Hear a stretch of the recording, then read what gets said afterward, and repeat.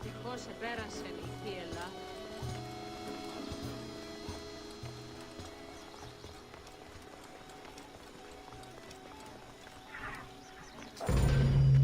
Welcome to Introduction to Alexandria. After conquering Egypt in 331 BCE, Alexander the Great decided to build a new city, which, as per his habit, he named after himself. After his death, Alexandria quickly became the capital city of the Ptolemaic kingdom and the most important city of the Greek world.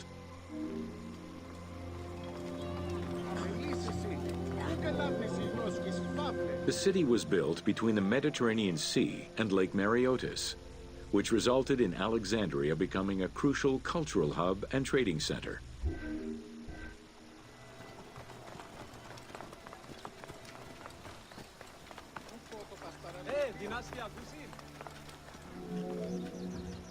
Sumptuous buildings could be seen wherever one turned their gaze: the royal palaces, the many temples, the gymnasium, lush public gardens, and large avenues.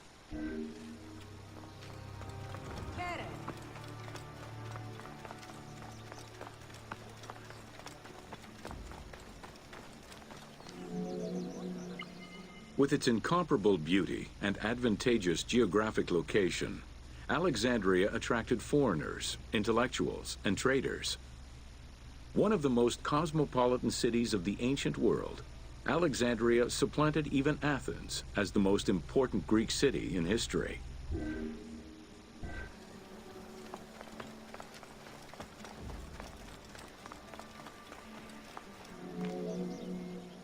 Egyptian obelisks were highly prized by Roman architects. While Roman design previously favored the use of a single monument, Egyptian obelisks tended to come in pairs and were generally located at the entrance of temples. Several ancient Egyptian obelisks are still in existence today, though many are spread out across the world in locations such as Paris, Rome, New York, and London. All of this shows that Alexandria was significantly influenced by the rich past of Egypt.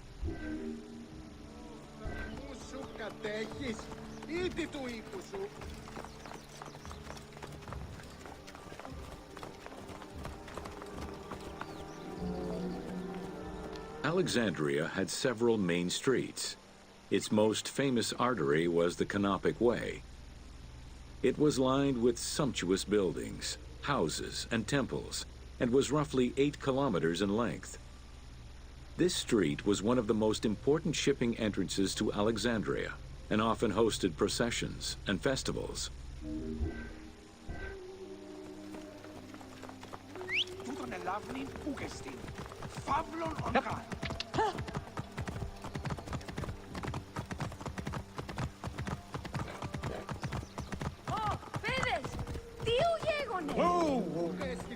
The width of the street, 30 meters, was abnormally large even by Greek standards.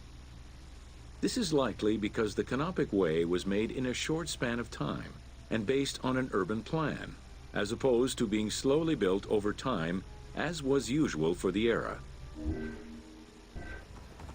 Here.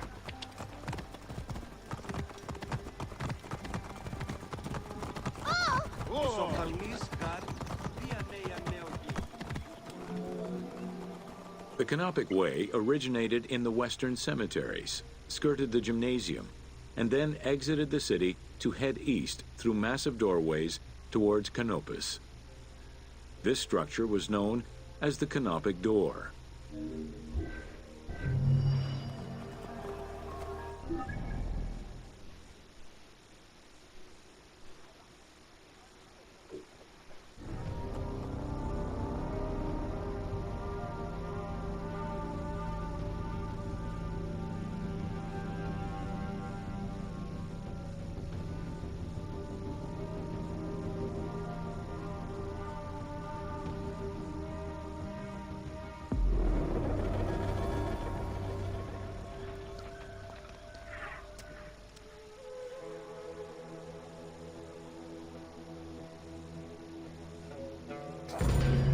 Welcome to Cleopatra, Queen of Egypt. Cleopatra VII Theophilopator ascended the throne in 51 BCE at the age of 18. Though her early attempts to maintain power were often challenged, she eventually prevailed and became the sole ruler of Egypt. According to Plutarch, she was the only Ptolemaic pharaoh to speak the Egyptian language. Her intelligence, coupled with a good education and a great political mind, allowed her to make the alliances necessary to maintain the independence of Egypt while Rome was becoming a Mediterranean empire.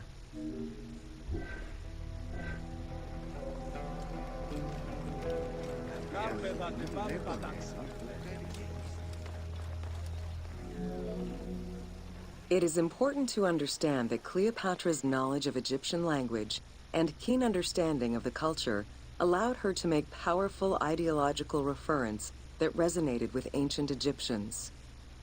By associating herself with the goddess Isis, the Divine Mother, great of magic, and repository of divine essence, Cleopatra firmly established herself as the protector of the two lands and legitimized her place on the throne.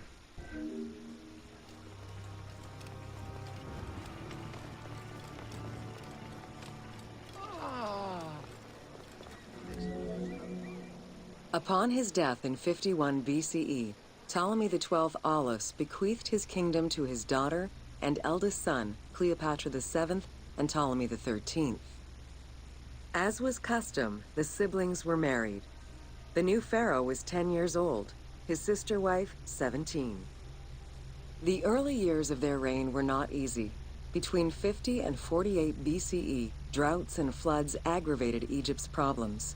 General Achilles and the royal advisor Pothinos kept intervening in the young ruler's political decisions, and eventually colluded to turn Ptolemy XIII against Cleopatra. By 48 BCE, Cleopatra was in exile.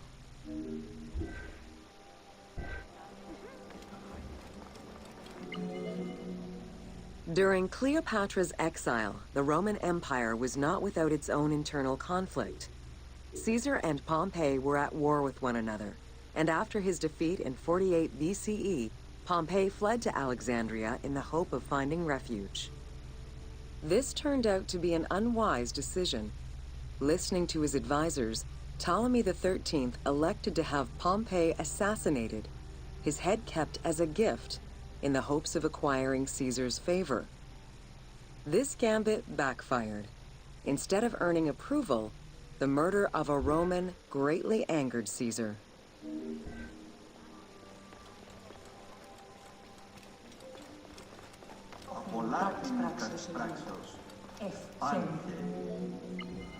Cleopatra, aware of Caesar's anger against Ptolemy for the murder of Pompey, decided to take advantage of the situation. She returned to Egypt in secret, hoping to establish an alliance with one of the most powerful men of the time. Outside of the legend, where she had herself smuggled into his quarters in a carpet, what exactly happened during that fateful meeting remains a mystery. However, Caesar seemed to see a better ruler for Egypt in Cleopatra than in her young and too easily influenced brother. Invoking Ptolemy XII's will, Caesar attempted to mediate peace between the siblings.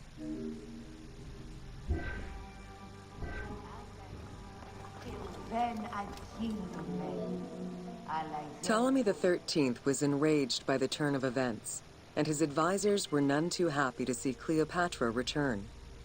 Urged on by General Achilles and Pothinos, the young pharaoh plotted against Caesar and Cleopatra, resulting in the siege of Alexandria in 47 BCE. It was in March 47 BCE that Caesar defeated Ptolemy XIII's forces. The young pharaoh drowned in the Nile after having fled the battlefield. With her opponents dead or powerless, Cleopatra married her other much younger brother, Ptolemy XIV, and finally claimed the throne of Egypt for good. The end of the Alexandrian War also cemented the romantic and political alliance between Cleopatra and Caesar.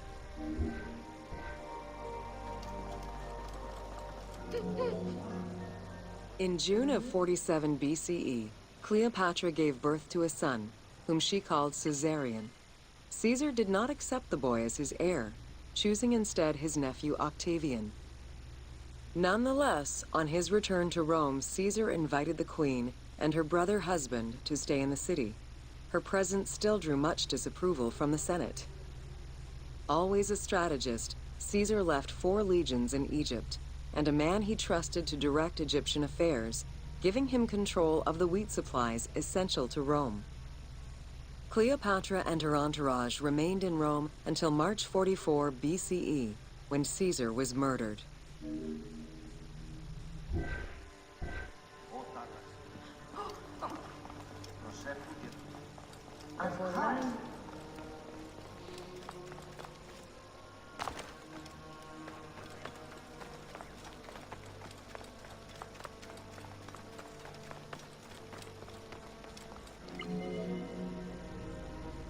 Caesar's most faithful ally, Mark Antony, often visited the Queen of Egypt during his stay in Rome. Unlike most, he recognized the legitimacy of Caesarion, the natural son of Caesar.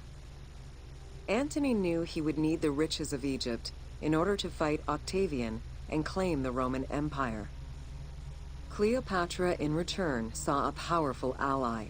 In the winter of 41 BCE, she arranged a sumptuous tour of Egypt by boat to show Antony the wealth of her country and the power she held as its ruler. A romantic and political relationship followed. The Roman Senate was once again most displeased. To calm spirits in Rome, Antony married Octavia, sister of Octavian.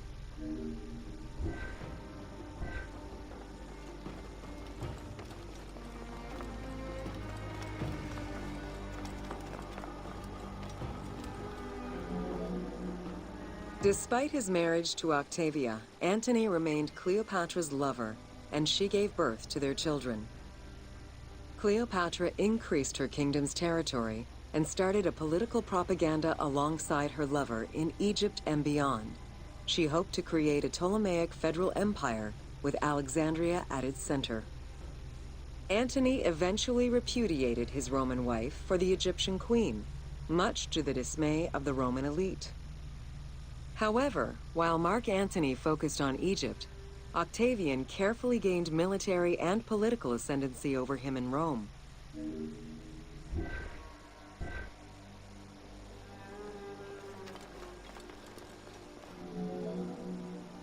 Octavian managed his own propaganda campaign and succeeded. The Roman people hated Mark Antony and Cleopatra. To avoid the censure still inherent in attacking a fellow Roman, Octavian simply declared war against Egypt. Rome's power still reigned supreme. The powerful Egyptian fleet, led by Cleopatra as well as Mark Antony's forces, were defeated in 31 BCE in Actium. Octavian arrived in Egypt in 30 BCE to formalize his victory.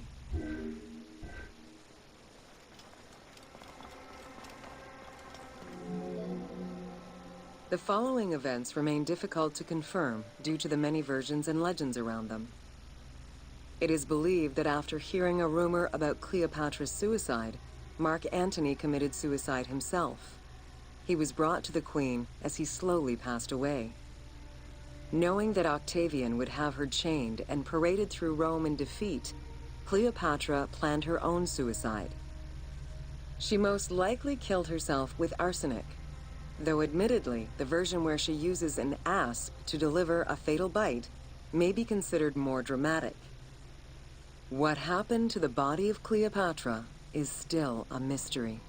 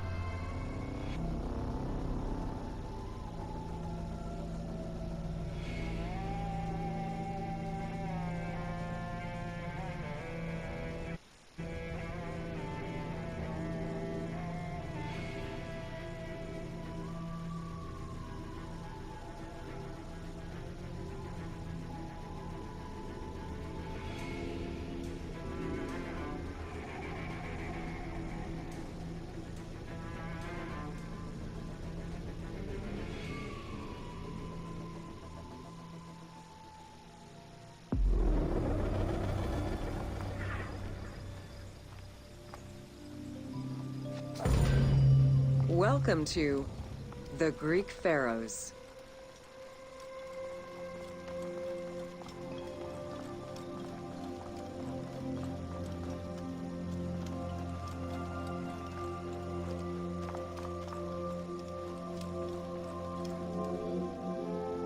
Pharaohs were considered divine incarnations of the gods. As an avatar of the gods living on Earth, the pharaoh's role was to preserve fundamental values and universal harmony by removing chaos, Isfet, and ensure that justice, Mot, prevailed. The pharaoh, by divine ancestry and through multiple offerings, was the bond that unites the world of men to the world of the gods and allows the maintenance of the cosmic order.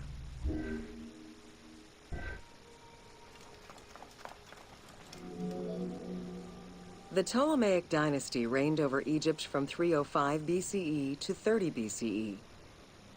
The dynasty was called the Ptolemies of the Lagids, in recognition of the founder of the dynasty, Ptolemy Lagos, a Greek general and close friend of Alexander the Great. While Macedonian, Ptolemy Lagos understood that to be accepted by the Egyptian people, he would have to adopt their traditions. Upon assuming the title of pharaoh, he changed his name to Ptolemy I Soter, meaning savior.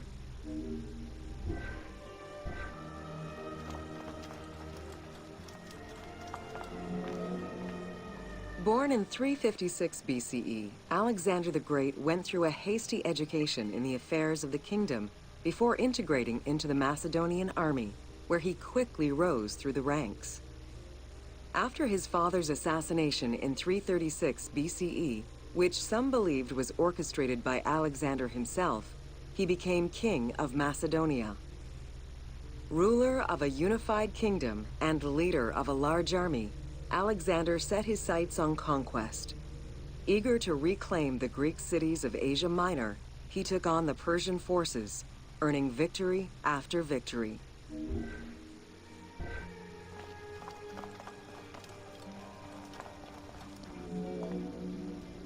Ever victorious, Alexander the Great marched on, laying siege to city after city until he reached Egypt, where the Persians were defeated yet again.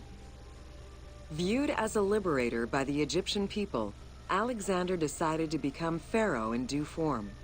He traveled to Thebes to make a sacrifice to Apis, then went to the oasis of Siwa, where he was proclaimed son of Amun. Officially pharaoh of Egypt, Alexander spent much of the winter there and founded the city of Alexandria. Perhaps not coincidentally, being pharaoh allowed Alexander to spread propaganda to prepare further conquests. He resumed his military campaigns in 331 BCE.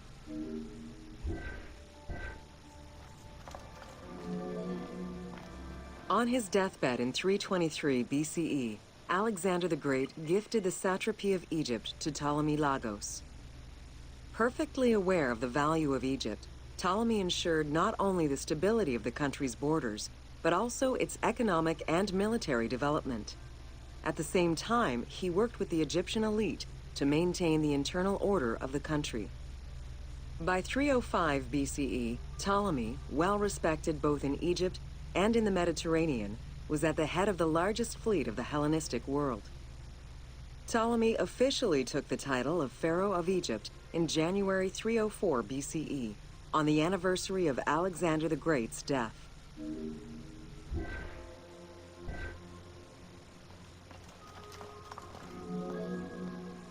Alexander died in Babylon in 323 BCE.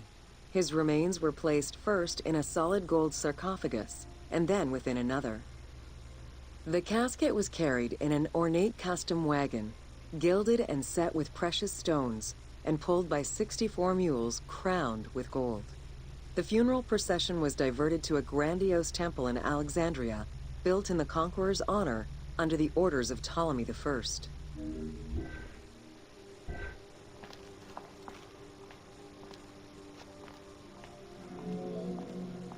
Julius Caesar visited Alexander's tomb at the capture of Alexandria, and the Roman Emperor Augustus reportedly placed flowers there. However, though many powerful leaders claim to have visited it, the tomb's location has gone missing from history. Some accounts do state that the golden coffin was replaced by a glass sarcophagus, probably by Ptolemy X. It is also implied that Cleopatra may have plundered the tomb in a time of financial crisis.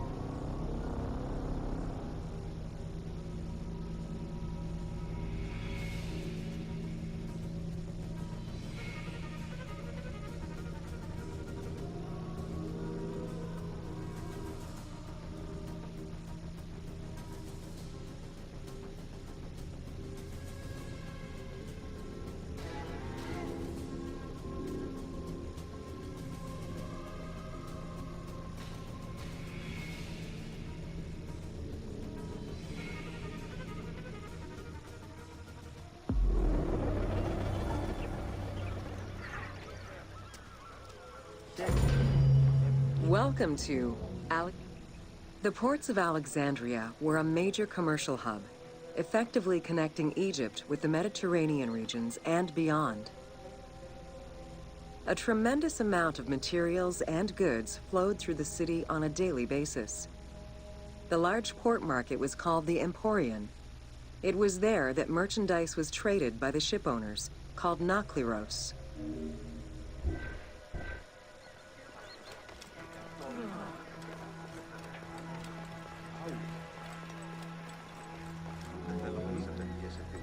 Food and other artisan work streamed out of Egypt. Ceramics, glass, golden rings, and minted coinage. The local potters, using traditional Egyptian techniques, competed with those from abroad, and the textile industry flourished. What Egypt did not produce itself was acquired through trade, using local resources such as wheat and papyrus. Most sought after was pine wood from Syria, iron and marble from the Greek islands, gold from Spain, and exotic fruits from Europe. All this commercial activity contributed to the already decadent wealth of the city.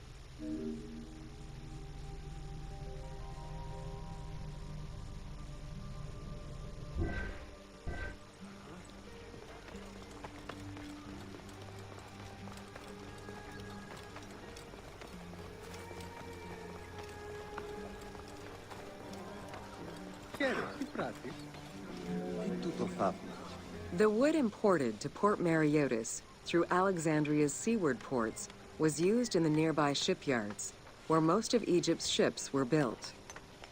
Employing tens of thousands of shipbuilders, the shipyards contributed to establishing the Egyptian fleet as one of the mightiest of the era. Any wood not used in shipbuilding was further disseminated through Egypt for various purposes.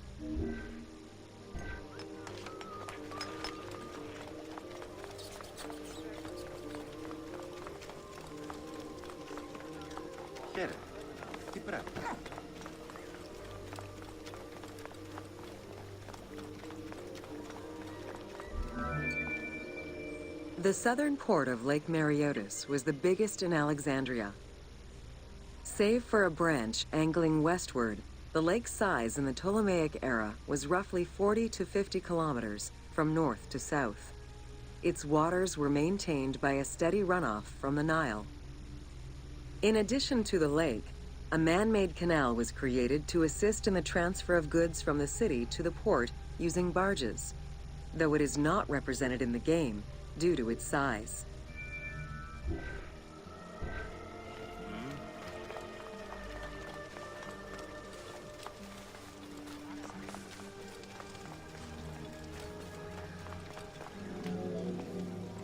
Banking was one of the most distinctive innovations brought by the Greeks to Egypt. The centerpiece of Alexandria's wealth was the royal systematization of taxes on almost everything. Basic items such as salt, oil, beer, wheat, and linen were heavily taxed. As a result, the royal treasury of Alexandria was able to ensure the economic stability of most of the administrative areas of Egypt.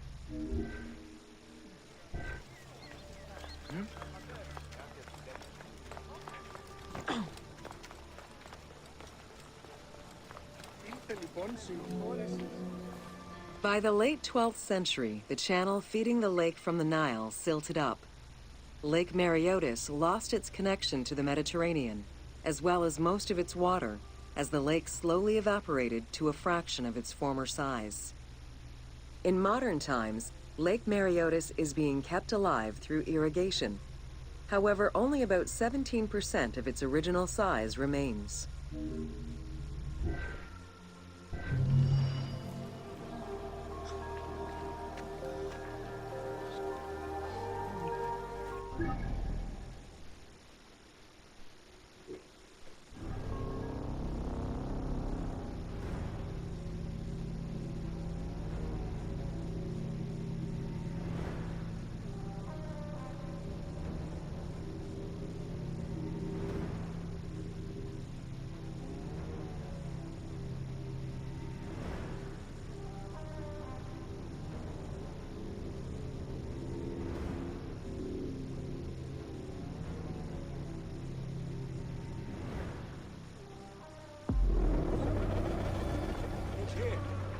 Salad.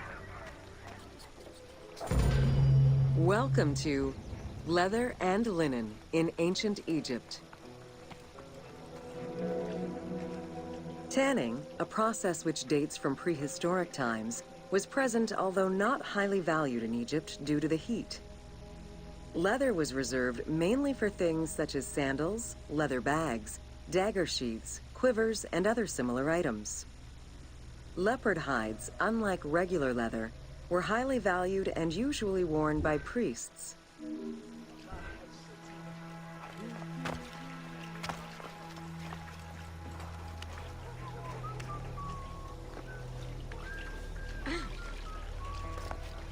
Ned's here.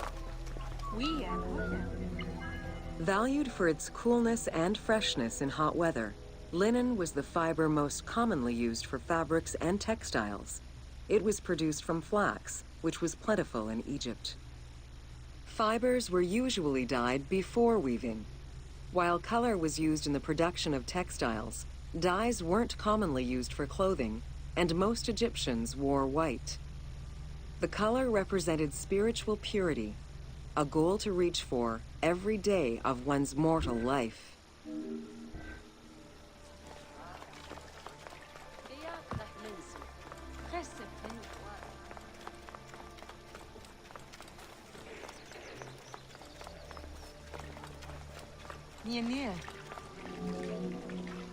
Various shades were achieved using woad, a dye produced from the leaves of Isotis tinctoria. The plant was cultivated for this purpose within the Nile Delta and allowed for the creation of various colors. For example, different maceration times of the leaves would result in colors ranging from red to green, while adding in limestone shifted it to blue. During the Greco-Roman period, other ingredients were found, resulting in a wider range of colors.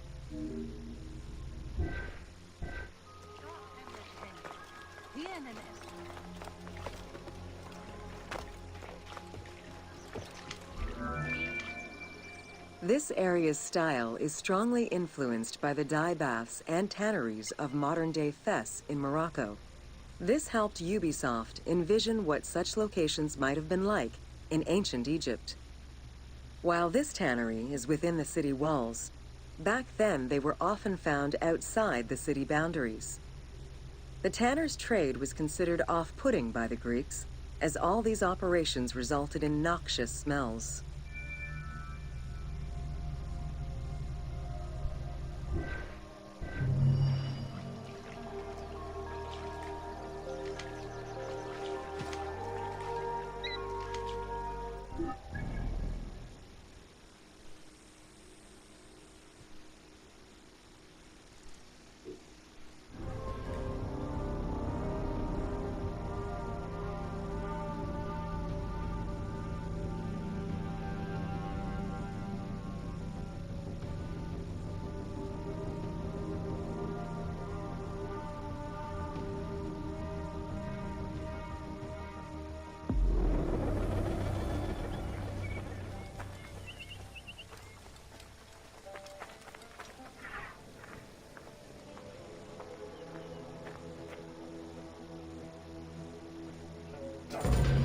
Welcome to the Hippodrome of Alexandria. The main hippodrome of the city was called the Legeon, in honor of Lagos, the ancestor of the Ptolemies. Alexandrians were great lovers of horse racing. They were fascinated by the rivalry of these races, the agon, as it was said at that time, that every competition brought. It was a struggle for glory.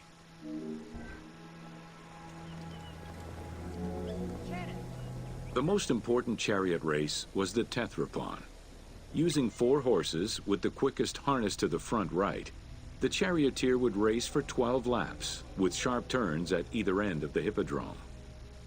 The victors were crowned with garlands of olive and received prize money, but the most sought-after reward was to be acclaimed by the works of poets, such as Callimachus and Pindar.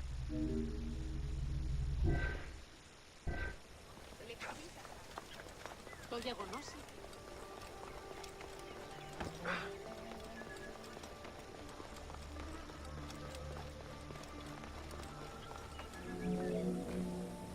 Ye hymns that rule the lyre, what god, what hero, aye, and what man shall we loudly praise? Verily Zeus is the lord of Pisa, and Heracles established the Olympic festival, while Theron must be proclaimed by reason of his victorious chariot with its 4 horses. Theron, who is just in his regard for guests, and who is the bulwark of Acragas, the choicest flower of an auspicious line of sires, whose city towers on high, bringing wealth and glory to crown their native merits. Μα άπρεπον πάνι έστι. Κοράσιον μόνο είναι νυν.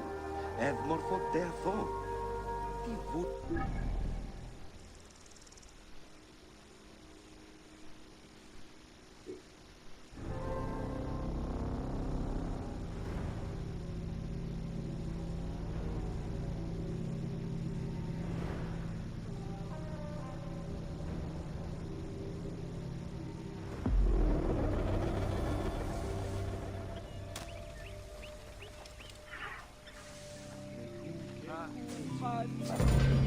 Welcome to Wine in Ancient Egypt.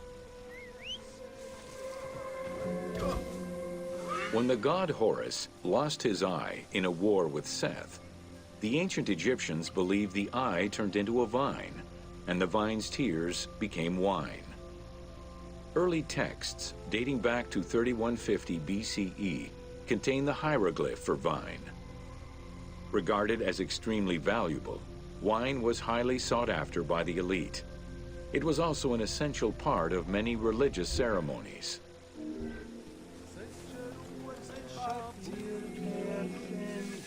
A millennia-old tradition, grape cultivation and wine production was regimented in the way typical of ancient Egyptian bureaucracy. Egyptians kept careful records of winemakers, which they clearly identified on labels. Every landowner with a modicum of self-respect usually kept a vineyard. This held particularly true in the regions of the Fayoum and the Nile Delta.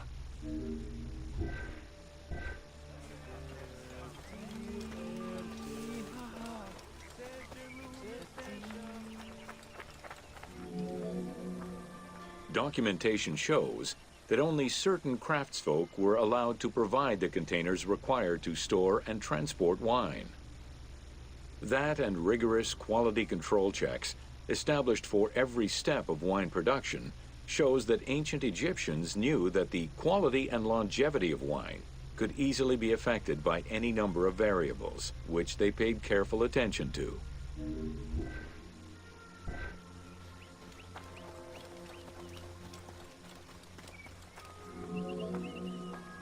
Egyptians had different kinds of wines, most of which ranged in quality from good to very good. The sweet shadé, to which honey had been added. The soft nejem, obtained by drying the grapes in the sun. The ma, reserved for religious ceremonies. And finally there was the peor, the mediocre-rated wine, resulting from the second pressing of grapes and reserved for a less discerning palate.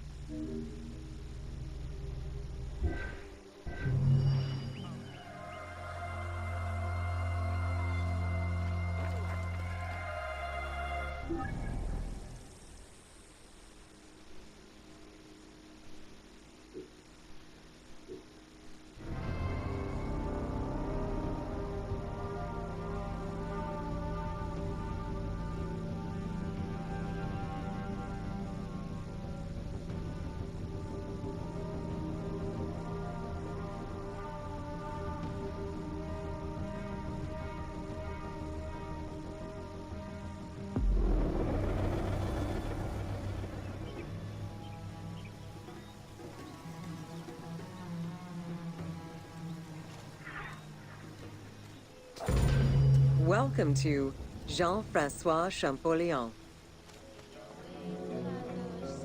Between the 5th century CE and the Renaissance, knowledge of hieroglyphs was entirely lost.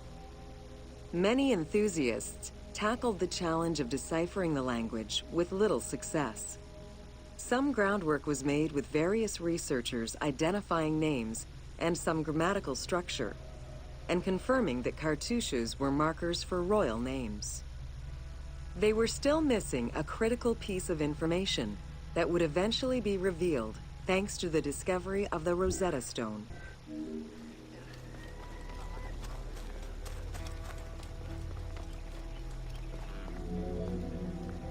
The Rosetta Stone was found in 1799 by Bouchard, a soldier in Napoleon's army. The stela dates from 196 BCE, written in ancient Egyptian and Greek with 3 scripts: hieroglyphics, Demotic, and Greek alphabet. Following the defeat of Napoleon Bonaparte in 1801, the English took possession of the stone. It has been at the British Museum since 1802 and remains the most visited object of the museum to date.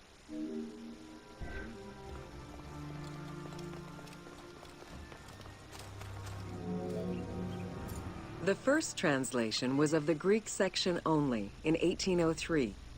It detailed a decree of Pharaoh Ptolemy V, reminding the citizens that their pharaoh had led Egypt to prosperity. It was fully translated 20 years after by Jean-Francois Champollion, who was working with a facsimile.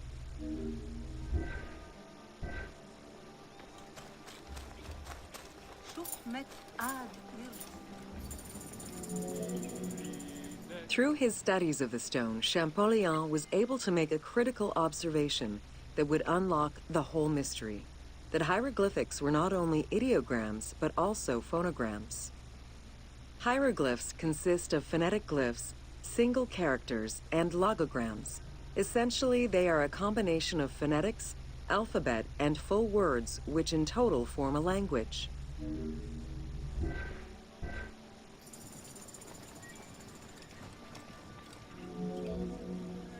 While studying the stone, Champollion realized that there was a difference in the number of hieroglyphic characters in relation to the number of Greek characters for the same word. This led him to believe that hieroglyphs must have phonetic characteristics. This was the first step to unlocking the Rosetta Stone's secrets.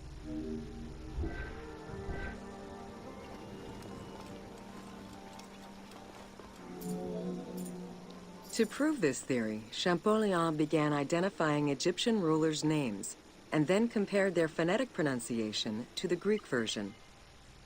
For example, Cheops had been the Greek name given by ancient chroniclers to the owner of the Great Pyramid, Khufu.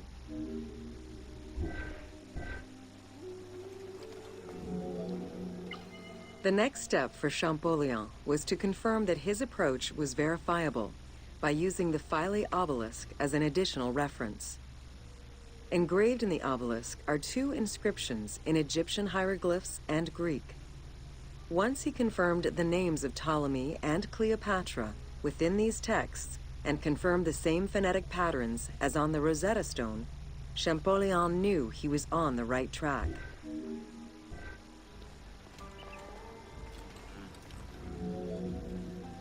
Champollion had already mastered several ancient languages when he took on deciphering the Rosetta Stone. He used his knowledge of Coptic to identify the solar disk hieroglyph on the obelisk as the phonetic translation of Ra. Further translation only strengthened his conclusion. Egyptian hieroglyphs encompass the alphabet in both phonetics and determinative ways, which means that the symbol represents the word itself.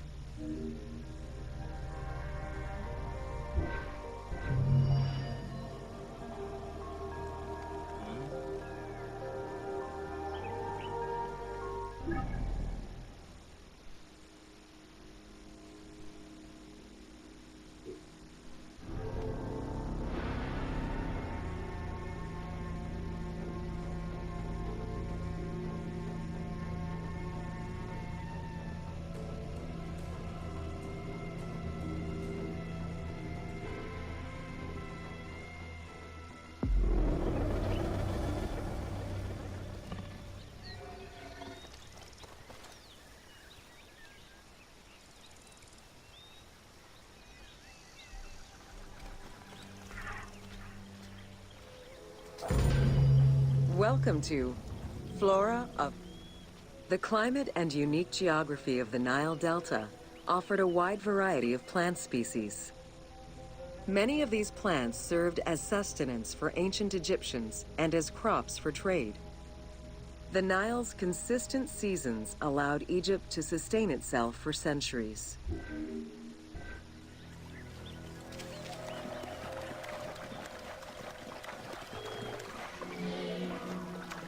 Possibly the most useful of the plants was the papyrus. This tall sedge plant grew in abundance along the water's edge of the Nile. Commonly known for its use as paper, the ancient Egyptians found many other functions for it, including rope, sandals, and mats. Papyriform boats made from the plant are seen in paintings and reliefs, and were used in ritualistic ceremonies.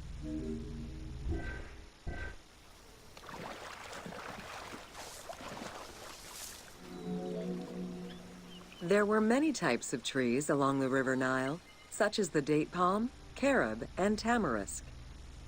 The earliest fruit tree cultivated was the fig tree, followed by apple, pomegranate, and eventually olive trees during the era of the New Kingdom. Mango cultivation was the result of a late import from Asia during the Middle Ages.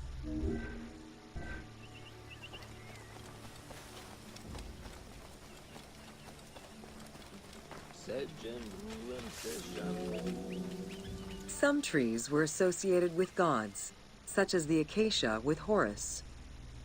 The divinities Thoth and Seshat were depicted inscribing the reign of the king into a Persea tree. The sycamore was connected with the goddess Iset, patron of the ritual of life.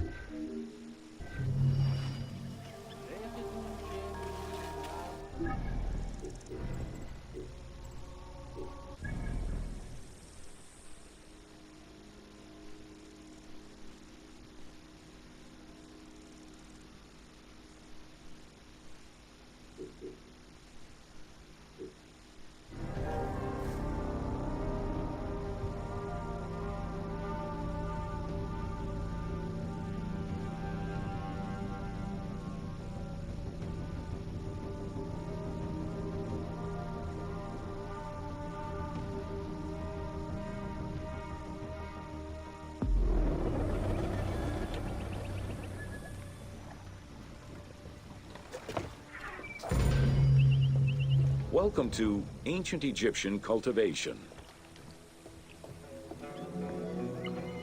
The new grain types of the Ptolemaic period required a great deal of water.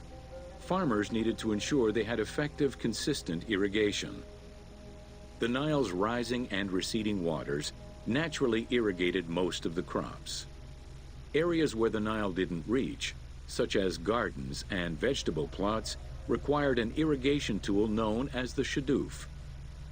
The shadoof allowed easy transport of water from its source. It consisted of a tall wooden frame with a long pivoting pole and suspended bucket. The system could be raised and lowered with little effort.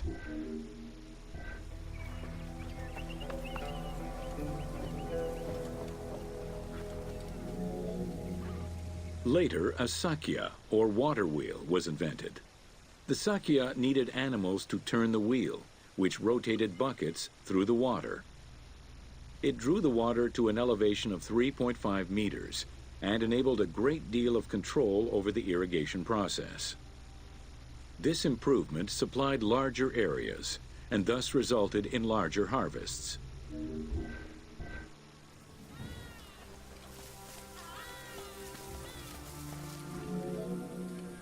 The threshing process separated the grain from its husk. Workers would spread the ears on clean ground. Oxen, cows, or donkeys were then guided back and forth to trample the grain. This continuous movement worked the grain loose while preventing the animals from eating it. Unwanted chaff and straw were swept away, or gathered and added to the mud used to make bricks, to make them stronger.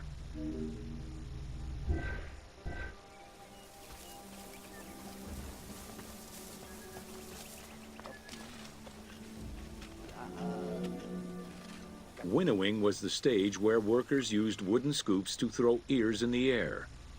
The wind carried off the chaff, leaving the heavier seeds to fall to the ground.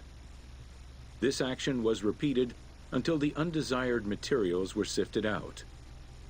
Grain waste was mixed with manure or other organic substances to produce brick-shaped dung loaves that could be easily burned.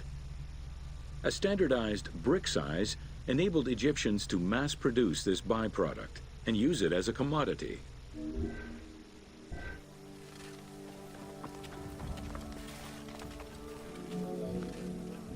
Transporting large amounts of grain required ships equipped to carry heavy loads. These goods were moved during the Nile's flooding season, when the river was deep enough for large ships. The transports stopped at checkpoints to accommodate customs and police controls, as well as for technical requirements and weather conditions.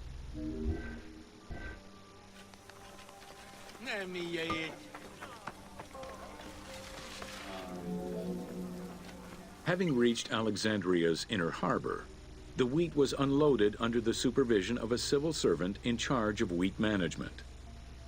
Portions were distributed to Alexandria's city market, and the remaining stockpile was either exported or stored in warehouses.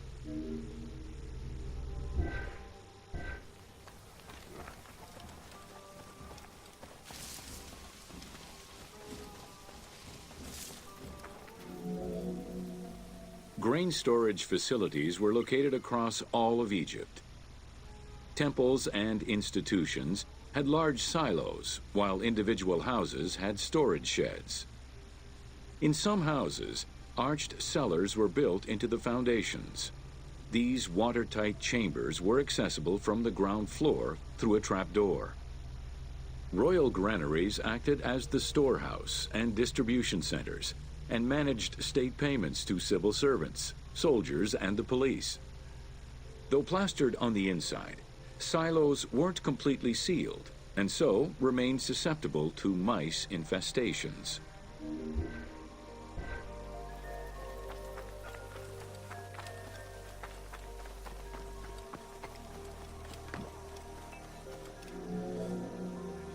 When the grain was ready for processing, it was poured into bowls and pounded into a coarse flour.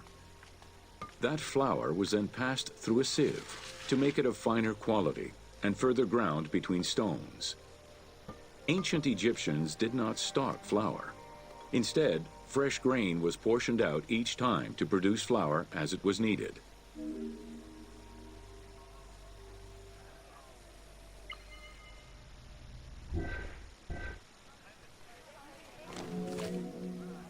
The sieves used by ancient Egyptians were unable to filter out sand and stones.